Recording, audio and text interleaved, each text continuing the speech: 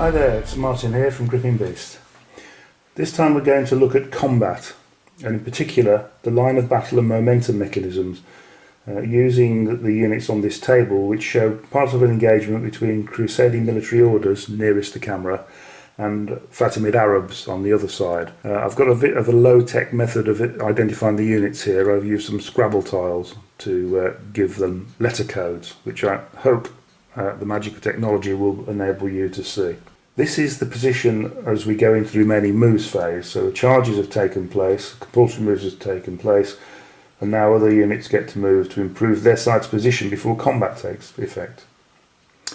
Now there are going to be two combats. One involves multiple units on the left here, and one is a simple combat between one unit from each side on the right here.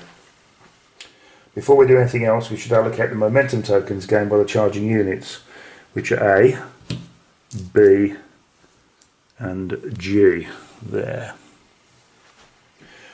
To simplify things, we'll use these tokens in these combats. You can of course keep them in your pool till the following turn, you just can't use them in any other combats.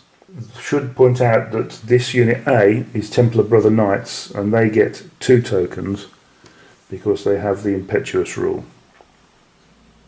Now units AB, the Templar mounted, and DEF, the Arab infantry, all form lines of battle.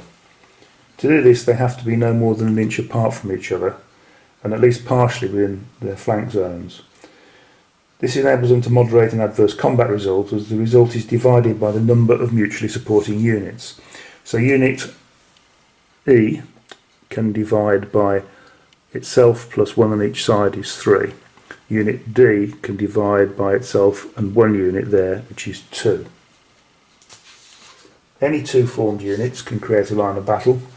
Each divides the result by 2. But the greatest benefit falls to a unit like E, as we've described, supported on each side, as it divides an adverse result by 3. Now we can improve the position of both sides in the remaining moves phase. The Arab player will move unit I, some more Ghulams up here, up alongside D, to extend his line of battle so that D will also get the moderation and divide by 3. The Crusader likewise will move unit H, some more cavalry here, alongside A. Now notice, as I said earlier, it only has to be somewhere in the flank zone, so it can just go to there, that's absolutely fine. It doesn't need to go all the way up there in order to count. So we'll leave it prudently back here in case we want to make a charge with it next turn. The Crusader can also gain benefit from moving this skirmishing unit J up into the line here. Although the skirmish unit can't be used to create a line of battle, remember, it is able to prolong one that already exists, so it can improve unit B's moderation, as B is already in line of battle with A. That allows B to divide an adverse result by 3. Although it's also next to unit C on the other side, it can't help here, because C is not part of the existing line of battle. You can't create a line of battle with 1 formed unit and some skirmishers. For that reason also, moving unit K forward here alongside G doesn't help G at all. Now we've made our moves, we can get to the combat phase. The first thing we do is allocate any extra momentum tokens up to a maximum of 3 per combat, not 3 per unit, 3 per combat. This means a Crusader player cannot add any more tokens to this multiple combat because he's already earned 3 in the charges. So let's assume that both players have got plenty of tokens in their pools and can all arrange for there to be 3 tokens on each of the relevant combats. So at this point everything's equal. So let's first of all look at the simple combat between the Arab Ghulams G and the Crusader Infantry C. The sharp-eyed amongst you might notice that the back rank of this Crusader unit has got 3 figures per base on it. I'm afraid that's because it didn't have any handy figures of the right sort, so you just have to assume that whole unit is close order. Okay, so the Ghulams are charging, and that means they get to fight first. They don't have a commander present, they're generally standing back over here. And so they only have 3 dice, 1 per base. so it's no surprise they only score 1 hit, but they do cause a casualty. The Crusader Spearmen get 6 dice in return, and they cause an average of 3 hits, average because they need 4+ to cause a hit. The Ghulam's very good defence value of 3 though allows them to save all those hits. So the Ghulams with the only kill in the combat are 1 ahead in combat resolution. So now we look at the other factors that affect the result. Both sides have 3 tokens, so that's irrelevant. But the infantry are close order and have a depth bonus, and also outnumber the cavalry by 2 to 1 in unit strength, 24 to 12. So they get +1 for overwhelming numbers.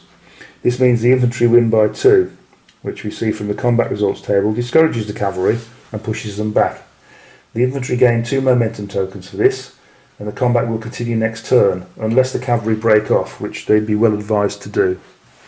So we would now remove the expended tokens and put those aside.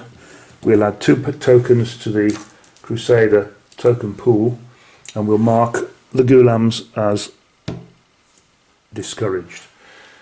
We'll do all the post-combat movements at the end of all the combats. We just have to remember at this stage what it is that's going to happen.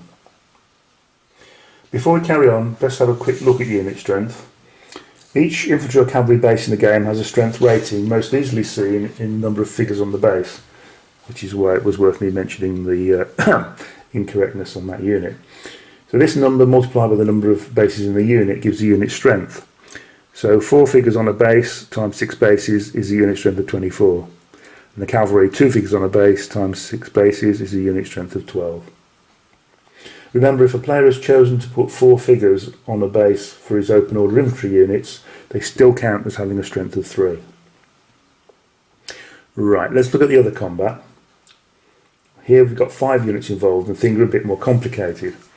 Unit A overlaps D onto E, and Unit B overlaps E onto F. The positioning means that A could choose to allocate 1 of its dice against E if it wanted to, and B can allocate 1 onto F. It's actually better to concentrate against 1 opponent if possible, as this maximises the chance of removing a base. So A will use all its dice against Unit D, and B will use all its dice against Unit E. The charging cavalry will fight first. So let's start with A, which is an absolute beast of a unit. These are Templar Brother Knights. They're superior fighters, shock cavalry, impetuous, stubborn and veteran. They cost an absolute fortune. Even so, their 3 bases in contact means they still only start with 3 dice. But as shock cavalry, they gain 2 more. The Grand Master, accompanying the unit, adds another 3, so the unit has a total of 8 dice. As superior fighters, the unit hits on a score of 3 or more, but in the first instance the player achieves only 3 hits. He isn't satisfied with this, so he uses his veteran reroll, throws all the dice again, and this time scores 7 hits. The knights are armed with lances, which increase the enemy defence value by 2, and as those poor Arab infantry have only a large shield, their defence value of 5 is raised to 7, so they can't prevent all 7 hits becoming kills. A base is immediately removed. We actually take it from the back. Told you those Templars were beasts. The other Crusader unit is made up of spear-armed sergeants. They only get 3 dice and perform much like the Ghulams, scoring 1 hit which is not saved. So in the whole combat, the Crusaders have inflicted 8 kills on the Arab infantry, but they've only managed to remove 1 base. In response, the Arab player throws 6 dice against the Templar Knights, which is the 2 remaining bases of Unit D and 1 base from Unit E. He allocates 2 remaining bases of Unit E and the base of Unit F that's in contact against the sergeants. He scores 3 hits on the Templar Knights and 5 on the sergeants. The Knights have a defence of 3 and the sergeants 1 of 4. The result is that the Knights suffer 1 kill and the sergeants suffer 3, so a base of sergeants is removed. Before we move on, the Templar Grand Master is in the combat and his unit has taken a casualty. So if the Arab player can throw a 12 with 2d6, he will be killed. Luckily for the Crusaders, a 7 is thrown, and so he survives. Okay, now we can work out the combat resolution. I often find it easiest to put down a dice for each point of combat resolution so as not to leave anything out. Some people just do it in their heads. I'm not that confident. But for the purposes of this, I'll just narrate what's happened for you. If we start with the kills, The Crusaders have 8, and the Arabs have 4. Having worked out the kills, after which, notice that though the Arabs have scored 4 kills, because of the way they were split amongst the enemy units, only 1 base has actually been taken off. So now we look at the modifiers table. The infantry are close order and have a second line of bases, so get a +2. Only 1 unit in the combat need have either of these benefits for them to count in the overall result. The Templars are not barded, so are open order and get no bonus. However, they are accompanied by the Army General, so they get +1 for that. If we check the base strengths, the Cavalry have 24, 12 bases times 2, and the Infantry 68, 17 bases times 4, and get +1 for overwhelming numbers. Finally, the Cavalry are shock cavalry and have a special rule giving them +1. So the final tally is Crusaders 10, Arabs 7. The Crusaders are 3 ahead. You can see the benefit to the infantry of clustering together and preventing the Templars from picking on a single unit. If Unit D had been isolated, it would have been totally destroyed. Each unit on the losing side now applies the line of battle moderation and the final result to its own circumstances, like this. Unit D divides the result by 3, invoking the line of battle rule with I and E. This is a rounded result of 1, which is continue fighting. Unfortunately for it, the shock cavalry rule has the effect of dropping the loser 1 level down the combat results table, so they become discouraged, fall back 4 inches instead. Unit E also divides result by 3, invoking the line of battle rule with units D and F.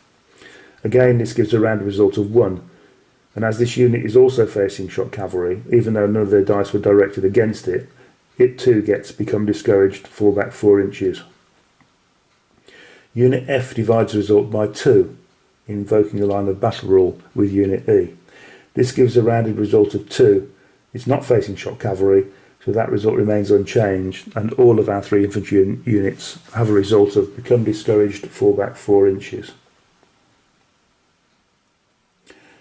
At this point, we've completed the combats and we have to move units D, E and F and G from the other combat back 4 inches and decide what to do with the others. Unit I can either hold its ground or fall back alongside D at its discretion. A and B, the cavalry, must follow up. Personally, I would leave I exactly where it is. In the next turn, as the cavalry pursue forwards, or advance forwards, Unit I will now make Unit A nervous and affect the combat result. And this positioning will probably cause the cavalry to break off early in the next turn. Last of all, we award momentum tokens. We remove the spent ones for the combats. We've already given our 2 tokens to Unit C for beating and following up its enemy. Units A and B have won a round of combat and pushed the enemy back, so 2 tokens are awarded. But notice there again, they are awarded for the combat, not per unit. So only 2 tokens are awarded to the Crusaders for this fight, not 4. Okay, I hope this somewhat bumbling overview has proven useful and that you're enjoying your games. Until next time then.